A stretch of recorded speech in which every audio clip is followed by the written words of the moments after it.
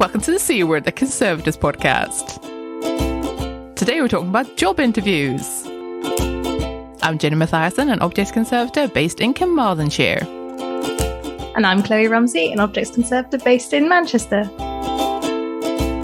Hey guys! Hi! Welcome back to this. Which season even is this? Is this 13? 12. 12? Oh my god. Okay, so the unlucky season is next season. That's good to know. Somehow it's already September. Yep. I don't understand how, Don't think about it. but that's It's fine. happened. You'd be fine. And, Don't think about it. People are eating mince pies. It's insane. Are you sure that's not just because that's the only available food left after all the other food is gone? As far as I know, but people might still be eating through their Christmas cake because that's the thing that. Oh, yeah. I mean, that's how we're going to get through the apocalypse, right? I think so. Christmas cake. Yeah. Yeah, that's right. Excellent. Sorry to have made dark jokes already, people. Actually, today we're talking about job interviews. Welcome to season 12. Actually, today we're going to try to talk about job interviews. And to do that, we have a special guest host with us. Would you like to introduce yourself to our listeners? Yeah, so I'm Beth Gillions, and I'm a textile conservator, emerging professional based in Manchester. Welcome, Beth. Hi. So I'm sitting next to Beth. We are snuggled up We are properly. snuggled up. Yes. I've just realised that we haven't discussed whether you want to say where you work, because it joins in on the hilariously obvious where do I work. I was thinking about this before, because the obvious thing that we will have to mention is that, or we don't have to, but is the more interesting thing is that you interviewed me. Yes. Say that we're colleagues, but maybe. We're colleague Beth at our mysterious institution that nobody knows. Of course. Really unspecific Really work that we do. unspecific. Yeah. Mhm. Large textile conservation studio in Manchester. Manchester. We're so anonymous. We're keeping it so cool, guys. So cool. It's fine. Yes, excellent. You two are colleagues. That is lovely. And I interviewed Beth about a year and 2 months ago. Ooh. Is that right? End of July 2021. Mm. We were still wearing masks, but not for the interview proper. Okay. And it was for a short-term contract. Was this one of your first interview experiences? Being the one interviewing, I'm looking at Kloe, or had you done loads of interviewing before? I had interviewed once before. Okay. I interviewed 2 people before. Okay, gotcha. So what's your experience of interviewing? I have done a couple of interviews. They have been for project work mainly. And let's see what else. And when I had an apprentice back at a previous job as well. Yes. So those are the sorts of sets of interviews I've done. So yeah, I guess I've done maybe 3 lots then. Yeah, in total. Okay. So yeah. Okay. You're up on me then. You're an expert. I am very much not, but it was very interesting seeing how interviewing works in a larger organization, because at the time I worked for a local authority, so there were a lot of like, you have to go in this training course and here's all this material you should read beforehand, and that's someone else sort of put together the job ad and stuff, but the sort of, here's the vetting process and all of the things that we're going to do when the applications have come in. That was interesting to learn about. And we did like a scoring matrix of some sort. That was the one that was used in the council. So it was like candidates had to sort of hit certain, not buzzwords, because that's not right, but like they had to mention certain things so that we could score them on certain topics, and we had to design the questions to hit those sorts of broad areas that we needed to prove that they could do. Basically, a lot of sweating about how do we phrase this question so it's not too on the nose, but they can still say the thing that we really need to hear about. We've already landed on the first thing that I wanted to talk about them, which is the mystery of them on the other side. Like, how do they actually work? Yeah. Because it is often a numbers game. Yeah. And you can be the loveliest person in the world, but if you don't say the words health and safety, or if they've asked you about how to, I don't know, work with others, and you don't talk about communication, you talk about something else, then that can't be graded. Yeah. If you see what I mean. So it's usually like a 1 to 5. And for each answer, you tend to get a number, I suppose, between 1 to 5. Yeah. And I don't know if that's like just sort of standard recruitment practice, or if that's just how it works when you're in the sort of institutions that you and I have been in, or I don't know if it's how it works everywhere is what I'm saying. It's been my experience that this is how it works, is It's what we use, and my institution tends to, use the sort of best working practice of larger institutions as a model to keep things proper, basically. So yeah, you have, is it 5 to 6 questions? Oh, I feel like we had maybe more than that. But I can't remember exactly. It was more than it needed to hit all the major criteria. So it's based, at least ours were really based rigidly on the job description, because it was like, well, you've put these things in the job description, you now have to ask all about all of them. Yeah, same. You know, in the end, there's a bit of free form bit where it's like, is there anything else that you would like to tell us, or anything you would like to ask us, and that sort of thing. I hate that. What do you say to that? The cheat is that one. You Google it. For my last interview, I thought I never have questions, or rather I have questions, and then everyone answers your questions during the interview. And then you sit there at the end and you think, I don't have any questions, panic. And I look really unprofessional now. And so I Googled for good interview questions. And actually there are some brilliant things out there that are really useful for how you would think about how you would phrase things even through the interview. Oh, I love that. Or what I'm trying to look at. So, do you feel like you have a favorite that you came across? I mean, not to put you on the spot, I realize that you might not remember them now, but I really liked asking them about their favorite thing about their job. Oh, that is a good one. I like that. Because obviously their job as someone above you is likely to be different than yours, but then that's potentially a workplace culture question. That's a bit hidden, or it gives them room to go in different directions with that. One that I have used in the past has been, what does the ideal candidate look like to you? Like, who is that person to you? Because if they then answer something that I'm not, like, oh, we want someone very polished who can, I don't know, suck up to all the big wigs, then I'm like, okay, well, this is not for me.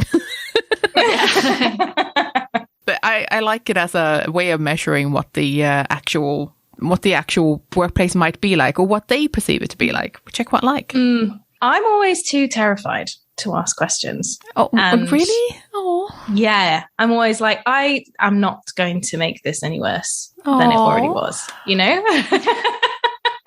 But when I was interviewing on one of the occasions, one of the questions that we were asked, so the question that we asked this person was along the lines of, how do you protest or campaign in your life? Mm-hmm. What do you do, kind of thing? And this person gave a good answer of the ways that they work with other people and things like that. And their question at the end was, how would you answer that question?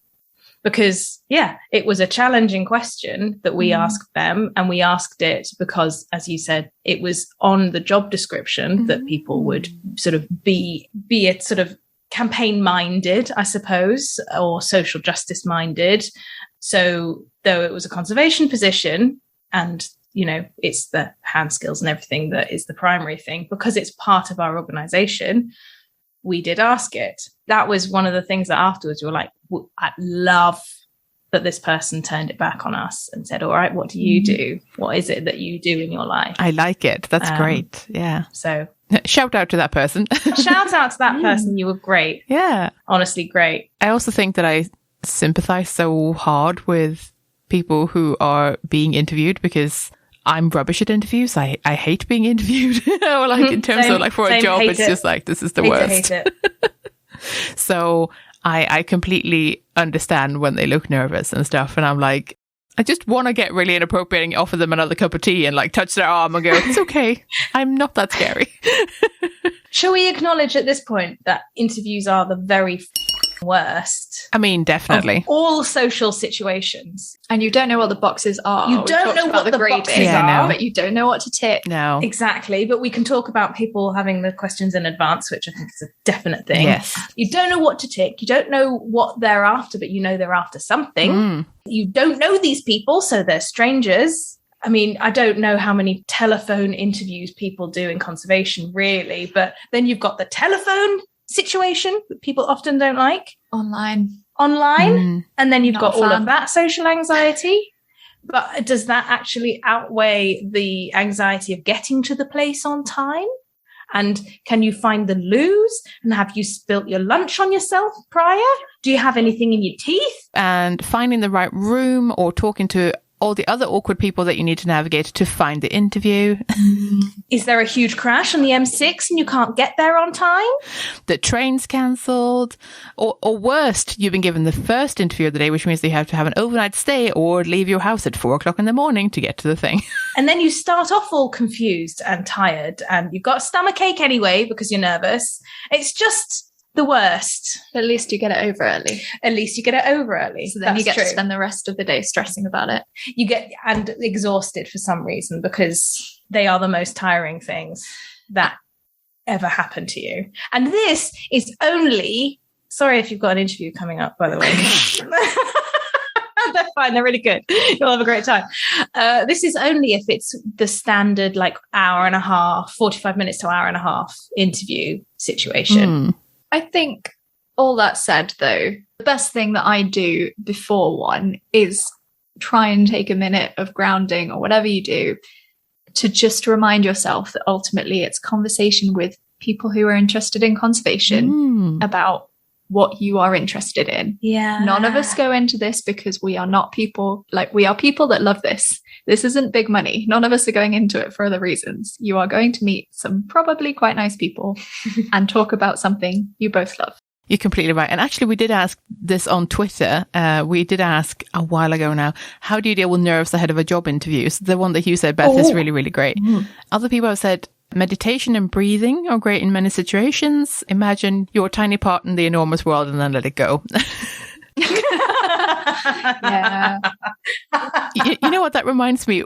One of my friends sent me like a tweet the other day, and it was something along the lines of, just remember that you are a tiny being clinging onto a big rock that's actually really small and that's just hurtling through the universe. So in actual fact, you're not eating too much cheese.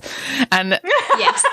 And that's what you need to channel for a job interview. It's like, in the cosmic sense, this doesn't matter. Jane says, tell yourself that you must be qualified for the job if you have an interview. So that is okay. Oh.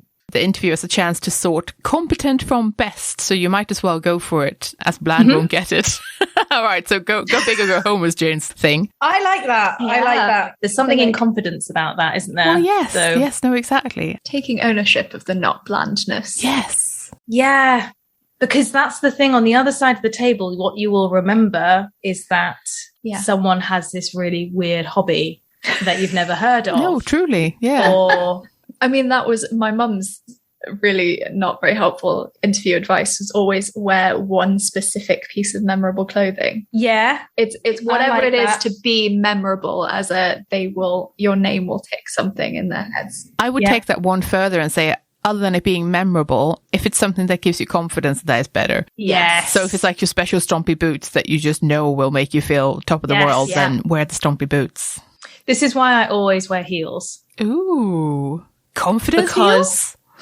Confidence heels Nice. that make a good, specifically ones that make a good noise. Oh, I They like have it. to make a good noise.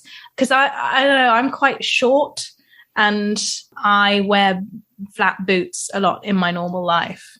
And so heels, I tend to only wear when I'm going to a fancy restaurant, interviews, or when I'm dancing. And I'm a very different person when I dance. Yes, I can and see that. that person tends to be a little bit more out there, I suppose. Yeah. It's painting on the face, isn't it? That's exactly it.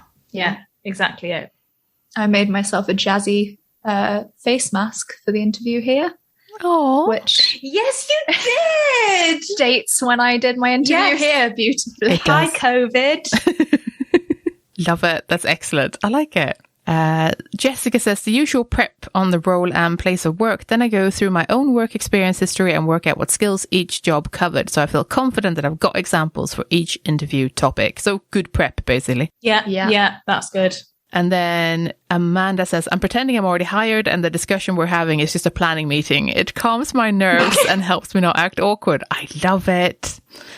Jen says, I'm usually plagued by the assumption that I'm terrible, but I breathe deep and try to learn as much about the role and organization as possible, especially its priorities. When told, look at the panel who's interviewing. If they have interest fields or published work relating to the role, that helps. Ooh, so sleuthing on the people that are interviewing you. I feel like most of the time you're not told who's going to interview you. I don't feel like that's... I think all of mine I have been, good. actually. Okay. Oh, really? Yeah. Nice. Okay, I good. think so. and I've variously done research on people. I think it's whatever calms you though as well, because I've definitely made myself more stressed by obsessively looking at people's LinkedIn profiles. Yeah. That's also maybe not great. So if that sort of thing is more sort of sends you down a rabbit hole rather than actually focuses you, then maybe leave that one. Yeah. Mandy says deep breathing or mindfulness meditation. Getting extra air into my lungs helps clear my mind and give clarity of thought. Louisa says prepare as much as possible. Check out the collection again if you're not too familiar with it. Read up on the collections policies. And I'm like, I feel like often we can't find the policies if it's not our organization. But fair shout if you can. Knowing what sort of thing is in the collection is really interesting. Yeah, absolutely. Like even what age a lot of the stuff is. You know. Although now I would say that this will depend so much on whether an institution has digitized their collections or in any way actually represent on their website what their collection actually is. Because a lot of the time it's like, we're a local history museum, we have a bit of everything. And then it's like, what does that mean? We can't tell you because we don't have anything digitized. Okay, great. Because we don't know. Yeah. And it's like, oh, yeah, I've got nothing to work with. So it depends. But yeah, bigger institutions is definitely an option. If possible, find out the organizational structure and governance model. Ooh, check you out, Louisa. Oh, God. Oh. That would stress me out. Stop a day beforehand and do things to settle you. Oh, she also says she gets horrendously nervous, so that's fair enough. I tend to drive for hundreds of miles just before an interview. Yeah. Does that settle you, Chloe? No, it does not. Louise also says, if going for a job internally, prep and practice beforehand as though no one knows you. Only the person who gives the best marked answer overall will get offered the job. Yes, here we are again with how it works. Fiona says, preparing as much as possible in a non-stressful and diverting way. Like finding out more about the collections again. Yeah. Reading non-essential related things. Oh, so getting a feel for the organization, not necessarily focusing on the bit that's your bit. If that's not appealing, whatever, film, TV, or complicated cooking or long walk that can distract you sufficiently, I like it. Jessica says, remember that the interview is not only them assessing you, but you making sure the place, people, and work are right for you and your needs. Oh, I cannot agree more, Jessica, because it is a two-way interview. That's always the case. And I know that we're all invested and we'll have bills to pay, but sometimes you just get a vibe from a place, don't you? Where it's like, yeah, I sort of hope they don't pick me because actually I don't think this is very good at all. But that's part of what you can get from them as well, isn't it? Or what they can do for you. Yeah, absolutely. And though often the question, why did you apply for this job, is because it was one of 2 conservation jobs out in the last 6 months, and the other one was wildly specialized in paintings conservation or something. Anisha says, agree with the reply so far. Would add that having someone outside the field ask you interview questions is helpful. I'm surprised by basic questions I don't feel prepared for. Ooh, and interview panels usually include non-conservators. See, this is the thing. Like, I feel like usually there will be an HR person or someone else that's adjacent in the organization, but isn't necessarily going to be your line manager type thing or part of your team. And that is good to know about. Yeah, sometimes they're not actually part of the organization. They might be hired in as sort of a neutral person from outside as well. So that's interesting to think about. Lucy says, prep your notes and take them with you. Ask at the beginning of the interview if you can have them next to you, or if not, look at them at the end when they're asking you any questions in case you've forgotten anything. Oh, bring notes. That's actually a really cute idea that I haven't considered. I love notes. But you have bought your portfolio, which I feel like almost does that same job. So in order to expand the use of your portfolio, which if you were to have like a page of notes on the organization specifically within your portfolio of things to ask or things you're interested in. I mean, we have definitely covered this in the portfolio episode, but I'm quite bad at doing my portfolio, or like using my portfolio efficiently. Okay, we only have one more reply, and that's Mark saying that nervousness is just unused energy, so use that energy wisely. Being nervous is a good thing, and you can embrace it. So I sort of like the attempt at channeling nervousness. It's quite sweet. I think you can divert the energy, but I don't agree that it's the same thing. This is something when people are like, oh, fear is just excitement. No, it isn't. Fear is fear. I'm not excited about being 200 foot in the air. I'm scared. I'm gonna die. Yes. That's not, I've never done an interview 200 foot in the air. It's not relevant, but I know of. Yes. I personally just ride out the anxiety. It's hard staying calm. Just accepting that you're anxious and that's because it's an anxious situation is also a valid way to deal absolutely. with it. Absolutely. It is really hard. It is remembering that the other person on the other side is just you in however many years, ideally. Oh, I like that. And knowing that they may well be nervous. You know, there are people who've done interviews for years who are nervous. And even when you're stressed, saying, okay, well, I do the thing that in awkward situations where I just decide that if I'm owning the awkwardness, then it's the other people that's embarrassed rather than me. Yeah. So it's not on me and I have the power. I like it. So spinning that round and saying like, okay, right, I'm stressed, but actually I might not be as stressed as them. Oh, look at me nailing life. Here's me less stressed than the interviewer. Beth, this is such good sass. I love it. Yeah. Even if it's a lie, just... I was super nervous before your interview. I think you were the first in the day. I was the first in the day. Yeah, you were the first in the day. And I was stressed out about it for a week because I knew when the date would be. And what was expected of me? Nothing. I just had to, read out the question and then listen really hard and make notes. But it is stressful for the interviewer as well because if you're a nice person, then most of us are, have a responsibility to listen properly and take notes properly and score them properly. If you don't do it very often, and conservators often don't because there are never any jobs, you've got to, you can't have someone traveling all this way and going through all the stress and then not be fair just because they are interviewing just before lunch or whatever. Yeah. It can be quite stressful. I have noticed that Icon News has this little like moving on up section every issue right now. And they tend to be like sort of more seasoned conservators giving advice to like emerging conservators in terms of like sort of how to build their careers and stuff. And sometimes they include interview tips. I think the most recent one might have. That's actually really nice. And Icon News are available for free on the website as well. You don't have to be a member to read them. So, that's a tip if any of you sort of want to look through that resource, then that might be a good shout. Get more voices than just us. One of the reasons we wanted to do this episode at this time is that it's been a while since we've targeted an episode to the early careers. Yeah, I mean, it applies to everyone, but yes, definitely. It applies to everyone. You're probably going to be bricking it more if you're early career. Exactly. And it is harder in so many ways. One of them, obviously, is that you don't have as much experience to talk about, whereas a mid-career will be like, oh, which of my examples shall I discuss? Yeah, exactly. But the other is that you simply don't know what they're going to ask. Like if you've done 3 interviews before, you've got no idea. You know by Googling it, or someone might ask me, what are my best qualities or my worst qualities? Someone might ask me about health and safety, but usually you don't know at all.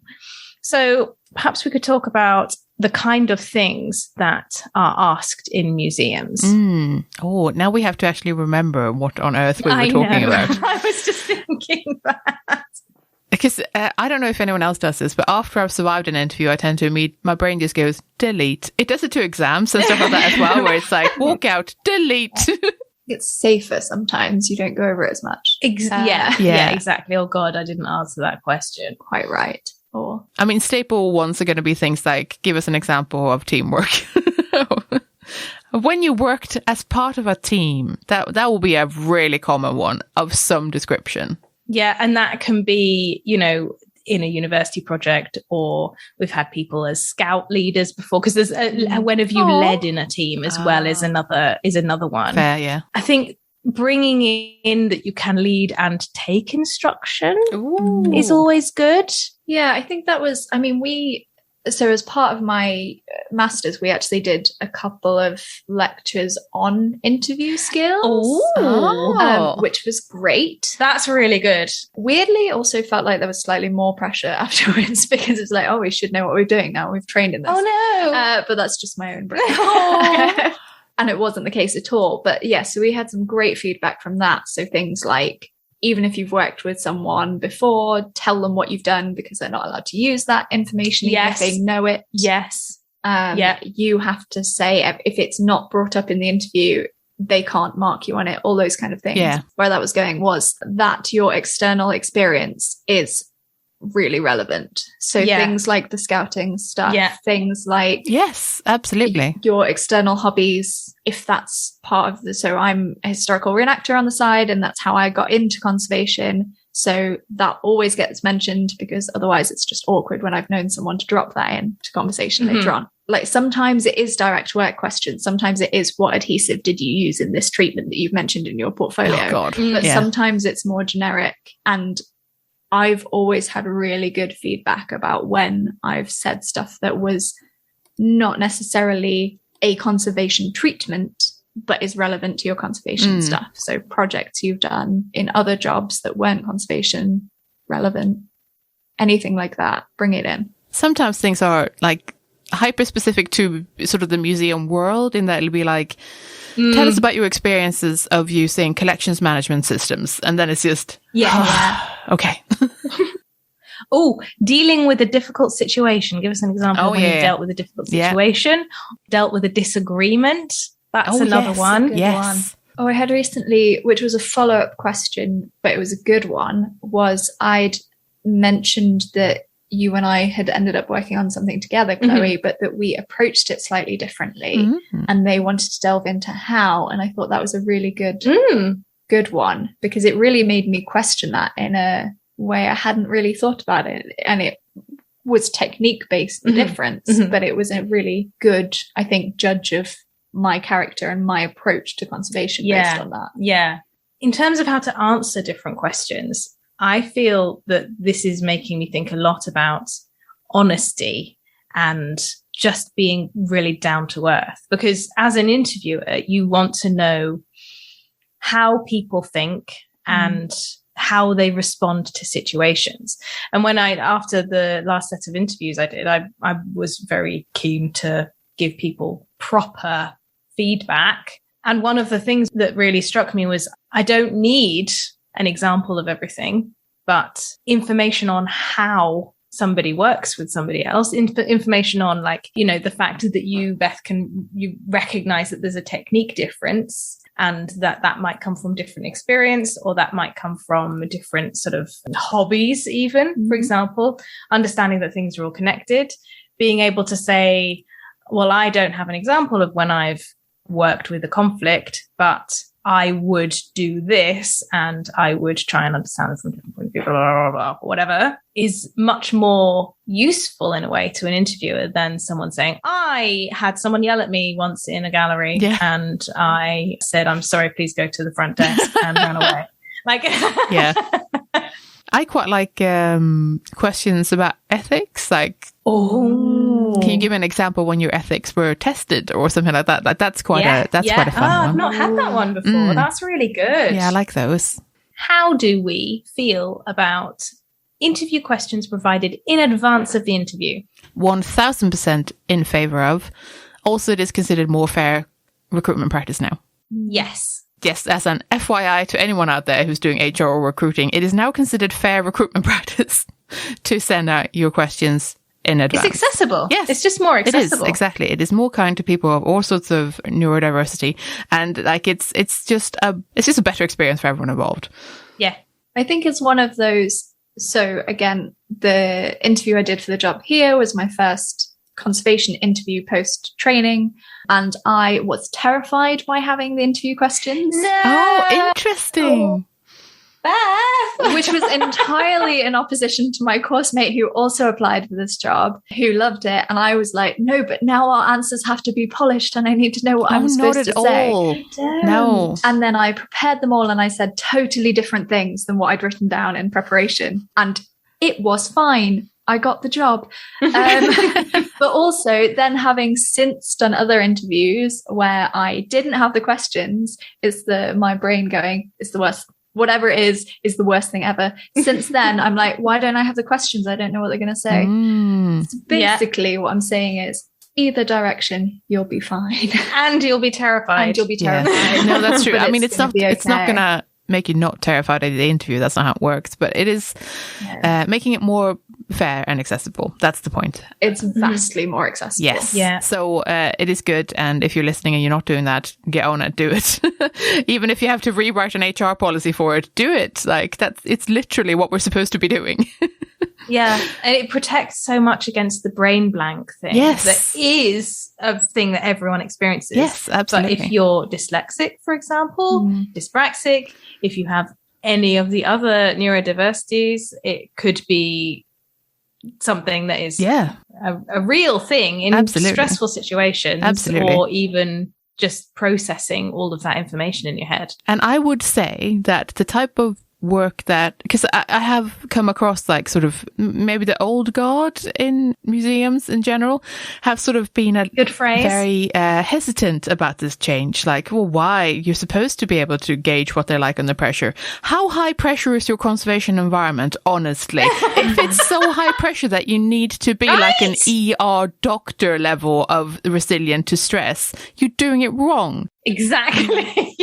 That's not right at all. Like, no. At no point does that actually show you anything useful, I would say. Because yes, we'll all have stressful days in the galleries or when something is actively on fire or leaking or something. But that's not the bit where you answer questions about your past experience in conservation anyway. So it makes no sense as a stress test. Don't stress test your conservatives. That's terrible. Exactly. And how are you in a stressful situation supposed to be yourself? Because I feel like that's the main thing that people say, just go and be yourself. You can't be yourself. Well, it's trying to get a judge of your character, isn't it? Yeah. At the end of the day. That's the thing we're taking from this most, is that they're trying in an interview, someone's trying to gauge what you would be like to work with. Yes. And that whether they would like to work with you at the end of it. Or Absolutely. And whilst I'm entirely on board with the fact that you probably want someone who's good in, say, an emergency or something like that, we shouldn't really be trying to simulate that in an interview, should we? Like, really, we should be simulating the everyday, the day-to-day, the bit where you're both doing the boring beige work that you have to get done. And, like, it's not... if you were actually defending not giving the questions out beforehand because you think people should be stressed for an interview, I would very much like you to come and explain yourself to me personally, because I would love to hear your reasoning. Because why? Yeah. Just why? Absolutely. I think it implies there's only one version of being under pressure. Yes. And the reality is that our work is so diverse and every person is different. So how we handle that is different. How we think about that and approach that is different. So saying there's one right way to do interviews is just so warped. Exactly. It's really weird. I have to say, I've never had a conservation interview where I've had the questions beforehand. That has never happened. Okay. But I have had other... Me neither, in fairness. I've just done one. Well done, by the way, for doing that. Also, well done, Beth. But I did recently have an interview for a freelance job, which did send the interviews in advance, the interview questions in advance. And it was such a relief. It was amazing to just have that beforehand. Yeah. They were really good at the inclusivity of recruitment. And it was surprisingly chill. Everyone introduced themselves. Everyone was nice. Everyone said their pronouns. Really excellent. Everyone did a visual description of themselves in case, the person they were interviewing needed that extra bit of accessibility. Yes. I loved everything about it. It was brilliant. I was like, this is what recruitment should be like, guys. Yeah. This is it. This is what it's like. This is what fantastic. It should be. That's something to take on board. But yeah, I was still a bit nervous, but nowhere near the sort of tsunami of nervousness that's normally associated with interviews. So it certainly helped me. So we did ask our friends on Twitter, what do you do when your mind goes blank in an interview? And we asked, what do they do to sort of unstick themselves when that happens? And Hannah said, repeating the question back out loud can help. Don't be afraid of silence. Take a breath and a moment. I've given non-conservation examples before where I couldn't think of a directly related experience. Yes, that is what we've been saying, isn't it? That it's not, it doesn't have to be conservation related. As long as it's an example of the thing that they're asking for, that is plenty. So it could be teamwork or leadership. That could be from sports clubs or external committees. Yes, exactly. Someone else actually says that I write down the question or do bullet points so I can refer back to for multi-part questions. That's a good point. Yes. God, I hate a multi-part question.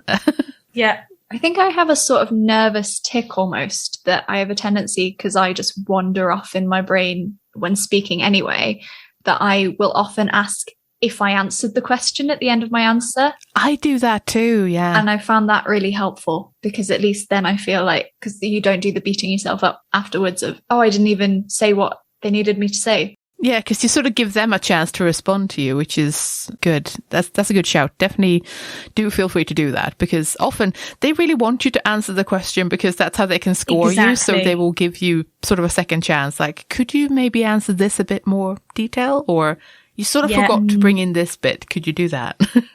Exactly. Yeah. It's just like giving a talk. People are sitting there wanting you to do well. Ashley says, I will say my interview nerves have gotten the better of me at the moment. Can we please come back to that question?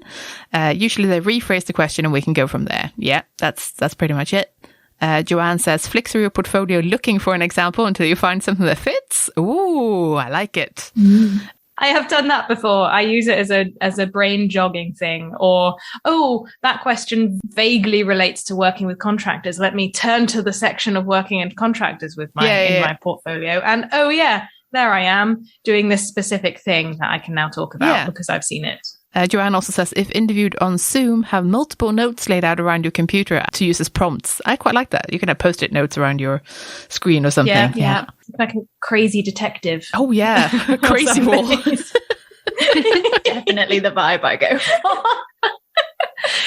Emma Jane says, ask for questions in advance, or at least prompts or themes of questions. That's quite good. If they won't give you the questions in advance. Prepare with the most commonly asked questions. Write them down in bullet points. Refer to them if needed. Write down the question as it's asked. Take your time and remember to breathe. Yes, those are very good ideas. So yeah, I like how many people say take notes. I don't think I've ever been with it enough in an interview to actually be able to write anything down. Like, if I'm the one being interviewed, I think I'm too scared to scribble anything. Probably get too paranoid about eye contact to do that, but... Yeah, same. I'm a bit weird about eye contact, as in, if I think I'm doing it too much, I then get distracted and can't think about anything else. Yeah. Everyone always says that you should maintain eye contact, but you can't do it too much, because then it's weird.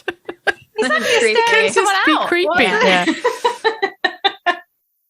It's not a challenge. So there are different types of interview that we in the UK tend to have, in conservation, the 45-minute long conversation, and then potentially in advance or after, or in fact during, looking at an object as the practical session. Yes. What kind of practical sessions have we had? I mean, sometimes I've been shocked by not having a practical session, because then I'm always like, what's happening now? Have they forgotten this? Or was I so bad that they didn't give me the practical? You know, like, I'll be really paranoid. It hasn't happened very often. It's definitely mostly you do get the practical side for sure. I've done repacking a drawer. We did that same interview. Yes, exactly. I've had do a condition report and a little sketch of some broken pottery. Yep, done that as well. I think just removing something from a box and putting it on a plinth. I've done that. Oh, yeah. It's sort of object handling, yeah. Handle things in front of people. Oh, I hate that. I think that might be my very worst thing. They do tend to be variations of those things, I feel. Packing is common. Yeah, packing is definitely common. Note writing. Yeah. I think I've had one where it's just like, if you could assess the 10 agents of deterioration for this one thing. Oh. Like, so you also have to remember the 10 agents and then also write out how one object is affected by each one of them. I've had that. Okay. My favorite is look at this object and tell me what you do. Oh, yeah. Because it's so broad as a question and you get to just chat. I mean, this was one of these situations where normally I'm a note taker. And I was given, a pencil and, some time to write stuff down. And I was like, actually, I just want to talk to you about it. And I will just talk to you about the object and what I would need to consider. And this was for the job I'm currently in, not having textiles conservation specialism, but knowing about, materials and display and having that, just those sorts of thoughts bopping around in your head. We just had a really nice chat and it was really good. I feel like my practical session I gave you was a little bit tricky. Well, I think so. We did the same as that, didn't we? It was, what would you tell me what you're looking at and what you would do? Yeah. And I think in a way that works well because the object was severely damaged. Apparently every one of us laughed in response to that question. Brilliant. Yeah. It was a beautiful unifying moment of all of the conservators that I interviewed that day. What's wrong with this? What are you giving me to look at? This is insane. This is in 2 million pieces. Everything is wrong with this. But actually, I think the reason that works well is because you know, as the person being interviewed, that they're giving you an opportunity to show your workings. Yeah. That it's more interesting how you're thinking about this. So we're all trying to do the reflective practice thing. So you're thinking that at the time, and actually that was really useful. And I think that was why, of the things I've been asked to do, I like that the best. Yes. Top marks. Thanks. Thank you. Because it shows how you would actually work as a conservator rather than the polished version. It's the how would you be thinking about this, and how would you talk to your colleagues about this, even if it's something you're not working with together. It's that conversation that helps you come to your treatment decisions. Exactly. So it's acknowledging that and the role of other people and their judgment, and that you are comfortable enough in your own judgment that you can say, oh, what do you think about this? Or how would you approach that? Okay, I think it's this way. Do you agree? In a way that shows more strength of your own abilities, I guess. Yeah, and the I might not know how to consolidate this with what. But what do I know? I do know, exactly. I do know that it does need to be done unless it will have internal supports or something, whatever. Yeah. And I'd also encourage anyone to start by asking questions in that situation, like, so how is this going to be displayed? Is this for the museum or an external client? How much do they want to do? Is this going to be, how long is this going to be on display for? Do they have, lighting controls, and do they know what that's going to be, and all of that? Asking can get your brain going as well. And then the interviewer knows that you know what you need to ask about. Because in those questions, that's display conditions and stakeholder requirements, and environmental conditions and all of that. I really like that. Has anyone had an interview that didn't follow that format? Yeah, so I've done presentations now. I've done one. They gave me the perfect question, so I normally would have hated it, but I was so pleased. But I've also seen that from other people, so colleagues of mine who've had presentations which have been really what I would consider over the top. And really long interviews. Oh boy. So not UK based, but ridiculously long interviews. And I think I did a 10-minute presentation. I think that seems reasonable. I think half an hour is a lot to expect from someone. Yes. Okay, yeah. So what I would say there is I have seen other, let's say, culture workers, to make it a bit broader, flag up that the amount of unpaid labor that goes into, we'd like you to do a half-hour presentation or a 20-minute presentation as part of your interview is insane. It is unpaid labor. It is not okay. And often it's to get, in some sectors, it's about getting ideas from people without paying for them, and basically just getting work for free, which is not okay. And it should not be used as part of an interview process at all. So these are interesting things. And it's not always the case when someone asks you to do a presentation that it's necessarily about wanting free ideas or stuff like that. But it isn't something I would be in favor of. I have had to do them in the past, but only rarely. And as someone who doesn't like public speaking to begin with, I do not like it. I think it's a difficult one because in that sense, so that was one where I didn't get questions in advance. So it felt like I had a thing to guard me in a way, that I knew where I was going with that. And that actually it was a thing that I was surprised that institution was having as their main focus in this conversation. So it made me think a bit more about what they wanted from someone they were potentially hiring as well. So it was good in that sense. But yeah, I think the context in which I'm thinking about, also the interview panel was very intense, and it did feel like it was more of a way to have a free conference than an interview situation, which is not the case, I would say, in most circumstances. So if anyone's nervous about that was, mostly it's 3 people talking to you in a room or on a Zoom screen or whatever. It's not. That's an interesting thing to think about, like how many people are generally on a panel. And I think 3 is a pretty good number, a common number.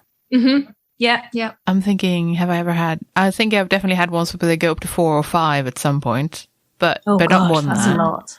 I have had people say like 6 people interview panels, and I'm like, why? Who needs to know these things? How do they come to any decisions? I know, right? I have done a group interview once, or an interview day. I was not entirely prepared for that because they weren't very good at communicating this beforehand. Was that Heritage? Yes. Oh, I've only done that for retail. Suddenly we all stood in a big lump and it was like, are we all here for interviews? Are they doing them simultaneously? Are they doing them in parallel? Are we all just here at the wrong time? What's happening now? Has there been some sort of scheduling issue? And then it was like, no, it's a group interview. What? It's sort of group exercises, and then you sort of got split into slightly smaller groups for some of the exercises, and then others you were just in a big lump. And then at the very end, you got like a couple of minutes with one interviewer, like where it was like speed dating at the very end, where it was like, and here are a couple of bam questions. At that point, I was so checked out from this experience that I was like, I'm so not interested in this job anymore. Yeah, it was. How many people attended? Oh. How many interviewees were there? I think there will have been at least 10 of us, maybe more. Wow. Like, that is a lot of people to interview. Yeah, it was a big lump of people. It was weird. So always try to communicate really well, guys, with people you invite for interview. With your interviewees, yeah. And also, like what the format of the day looks like. Maybe don't assume that people will know what the interview day looks like, just because we're saying that, like the sort of 45 minutes and some object handling might be the sort of standard thing. Don't assume that people think that. Always try to communicate with people and manage their expectations. Exactly. And definitely don't give them an unexpected full day of group interviews. My worst type of interview I've ever done. So this isn't the worst performance I've ever had at an interview, because that's a different story. I feel like that's not the place for now. We've probably already talked about it as well. Was perfectly fine condition report practical session, and then normal interview, and then role play. Role play? It was horrible. I don't think I did very badly. So the scenario rang some alarm bells, because the scenario was basically dealing with a disgruntled volunteer. Okay. About a decision that needed to be made. Uh-huh. And it was just so off-putting, because it was this like 20-year-old, very slight blonde woman reading out the part of a 65-year-old man. And you were supposed to be able to think in this situation and respond, and also in advance read the scenario.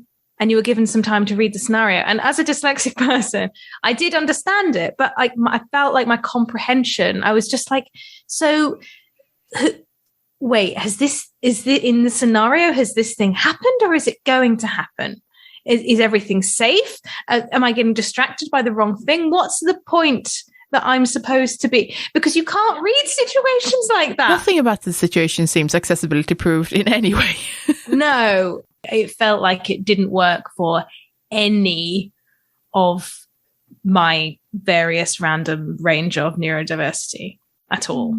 I don't feel that it worked. Maybe for other people, for HR, is that a normal thing to be asked for? I mean, I've never actually heard of this, but if you have an insight into this, I'd love to hear it.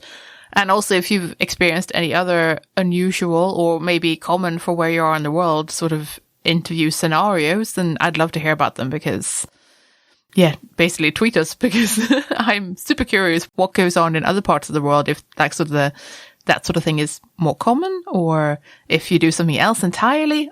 Oh, well, we're doing worse. Not my worst. It was a good interview. It was well handled, but it's representative of the time we're in, is that I've done half and half in person and online. Oh. And I hate both, but for different reasons. In person, I feel like I can charm you into loving me, and that's harder over a camera.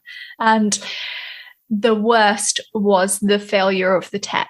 And being aware of, you know that other people are forgiving of that, but you also know that they've allowed a certain amount of time in their day, and everyone uses different software for things. If everyone could pick Zoom or Teams or WebEx, that would be great. I'll do one.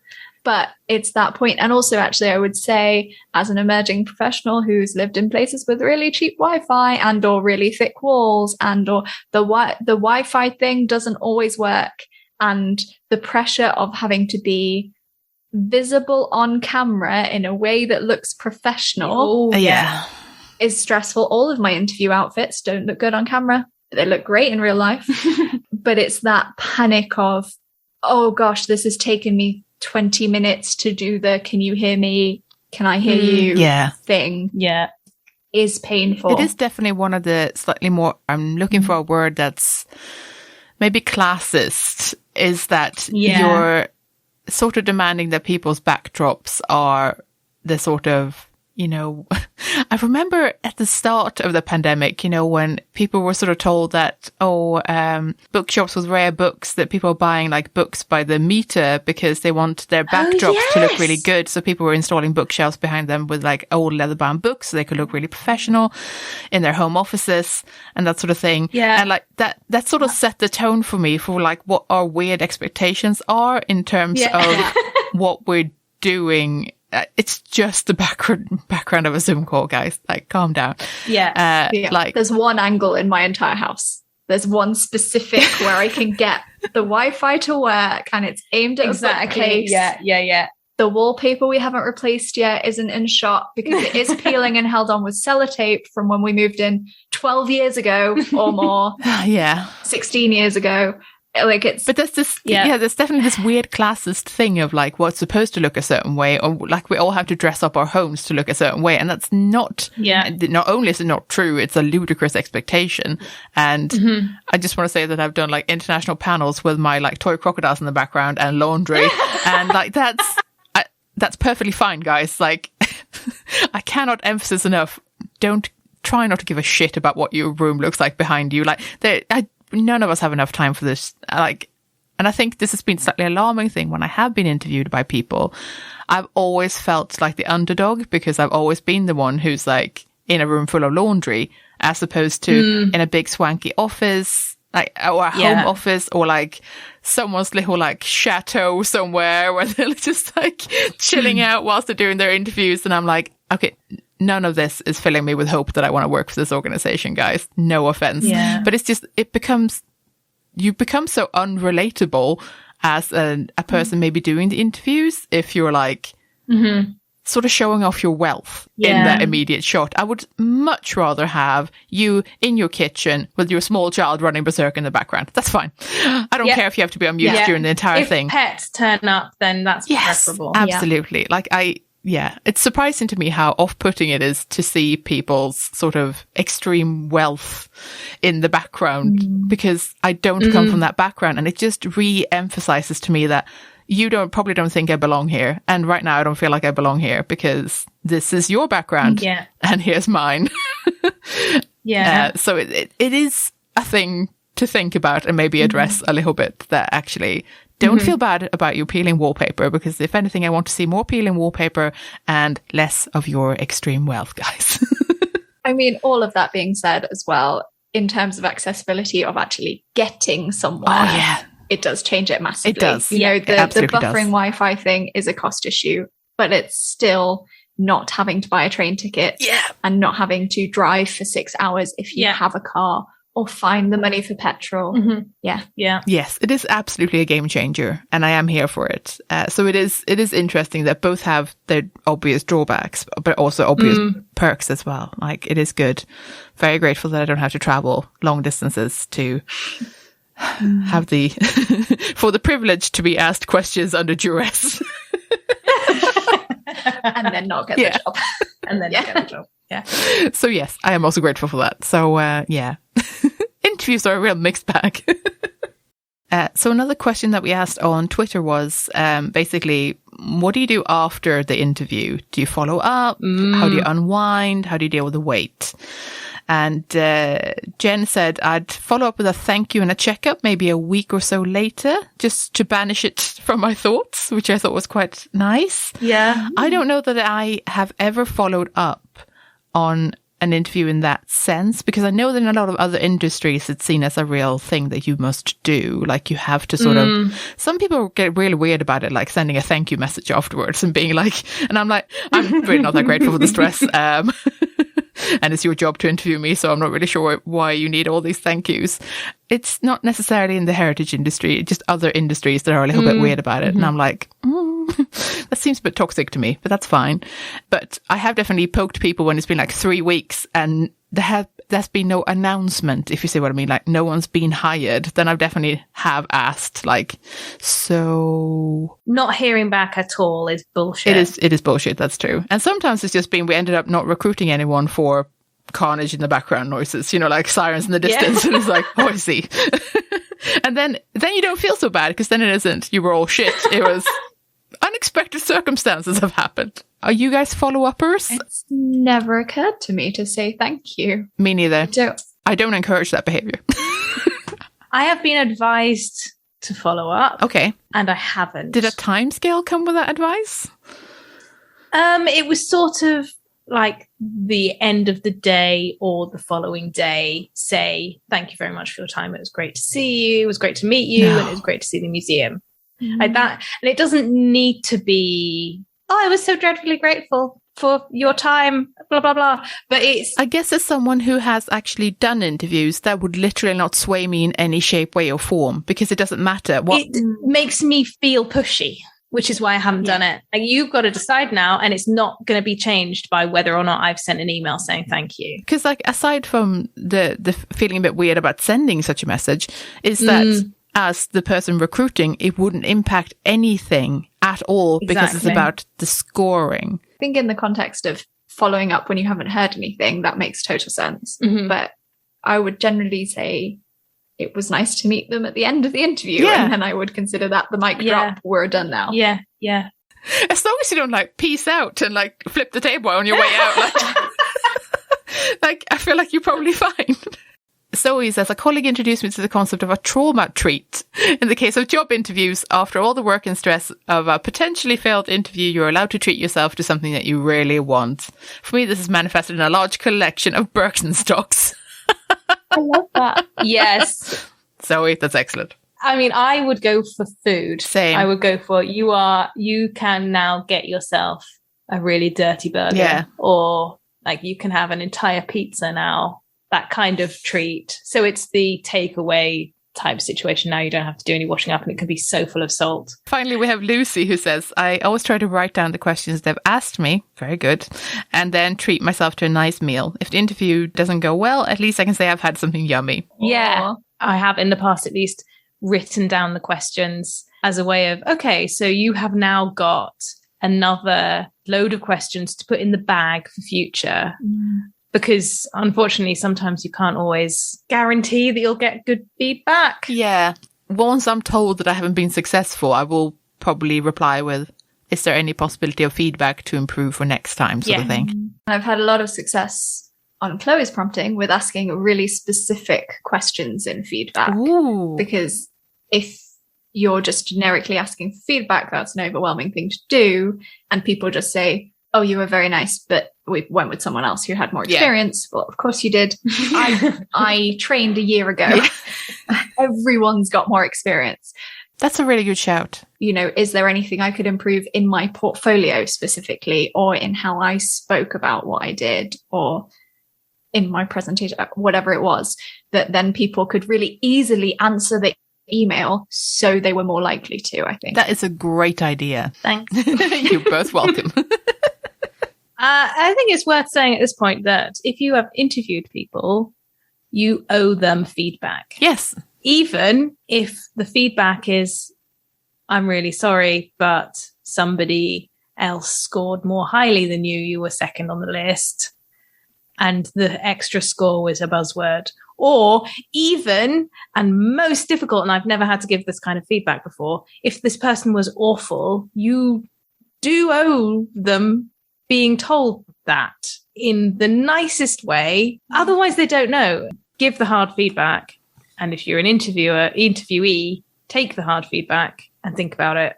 And if you ask for feedback, it's probably not going to be difficult. It's just the answer will be various shapes of someone was better than you. Here's how to improve. Yeah, because that's the thing. Like, none of us are done. We can all do with improvement. That's the thing. That ultimately includes the person who got the job as well. So, like... Exactly. Yeah. It is a numbers game. It is a numbers game. But you can totally do it. And hopefully you've gotten something useful out of this in terms of thinking about some of the ways to approach nervousness, or how to think about the questions, or how to stall for time. Yeah. Do we have any sort of final pro tips for getting through an interview? What do you think, guys? As an early career, what would you say? I guess it's what I've already said, but then it is that, remember, it's just ultimately a few people in a room having a chat. Yeah. Like, take a deep breath. And I felt so much more confident in my own ability to present, seeing other people be scared and knowing that everyone else will be as scared as you. So that's okay. You're allowed to be scared. I think that's the biggest thing, knowing it and acknowledging it and doing it anyway. Yeah. I think mine would be, interviewers want to know you as a person and want to know how you think. And you might have loads of fantastic experience, but just listing the adhesives that you've used isn't going to tell anybody how you would approach another situation in the future, or how you would, tackle something that's fallen over in a gallery or whatever it is. It's good to use the portfolio, but it's also nice to just hear someone chatting about what they do and how they think.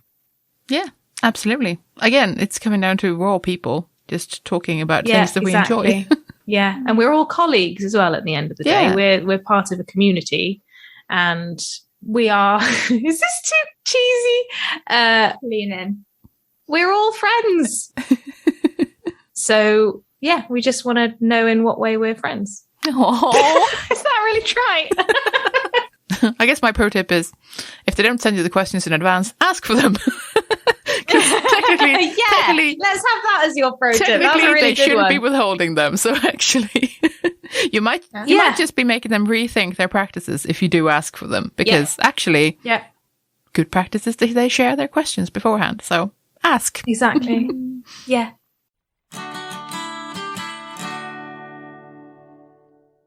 As usual, we welcome your comments, questions, and corrections. And we haven't done one of these in a while, have we, Chloe? It's been a while. Is that because we have answered things to people directly, or is it because we haven't had any corrections? No, we've done nothing wrong. People are super nice to us all of the time, and they don't let us know when we screw up. Thank you. Which is pretty adorable. Mostly people don't have complaints, and sometimes something is so hyper specific when people write in that we just reply directly to them, because that sort of makes more sense. Yeah.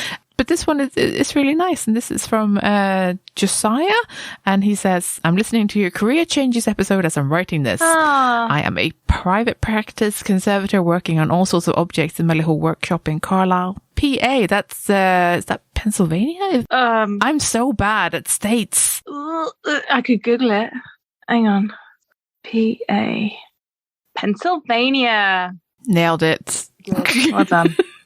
I apologize profusely to any American listeners. This is me all of the time. I know very few states. I'm trying to think of the states that I do know. CO is for Colorado. MD is for Maryland. I don't know a lot of them. TX is obviously for Texas. Some of the others I'm really hazy on, guys. Sorry about that. Anyway, conservation was my first choice, but I came to it after many years as a forest firefighter in Western US. What? That's a career change, is it not? In short, I discovered conservation about halfway through my senior year of undergrad as a history major. I had wanted to study history, but I wasn't sure what I was going to do with history. I had a vague idea about maybe being a high school history teacher, but then I heard about this cool field called art conservation where you actually got to handle all of the cool historic artifacts and museums. Yeah. Having been a history major for the first 3.5 years of my undergrad, I was very short on the chemistry and studio art credits that I needed to apply for conservation grad school. Yeah, that's fair. Yeah, common. So I started doing those credits at a local community college in the winter. In summers, however, I was working at the Forest Service, fighting fires all over the West. This sounds like a dramatic backstory. It does, doesn't it? I love it. I'd been doing that all through college already. I love fighting fires, even though I knew I was working toward a conservation career.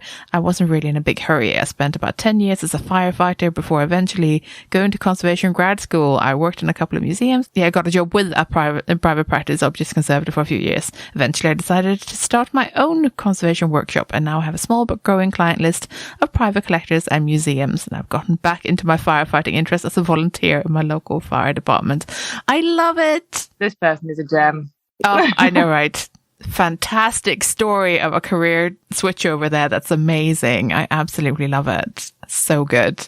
Thank you so much for sharing that. I'm sorry it's long overdue that I actually read that one out, but I just really want to share it with the world because I loved it. And I hope that more people can tell us about their career changes because that's an amazing backstory. And it sounds like maybe a superhero origin story of some description. It does, doesn't it? It's like the sort of... It's between that or like a really romantic book. Oh my about God. conservators. He's also a firefighter. God, I'm so sorry, Josiah. No, I've definitely made this weird. No. This is definitely a writing prompt if I've ever heard one.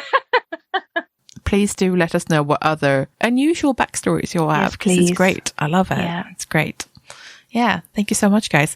And definitely do get in touch with us if there's anything we've gotten wrong or, like anything like that. Gentle slaps on the wrist we're here for. Yeah. Re-education we're here for. Other points of view we're here for.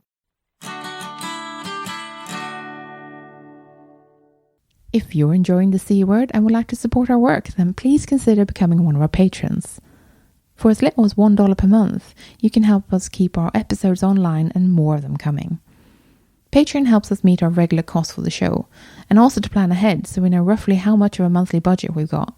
That's super helpful when you're trying to do something special like buy a better microphone or save up to go to a special event.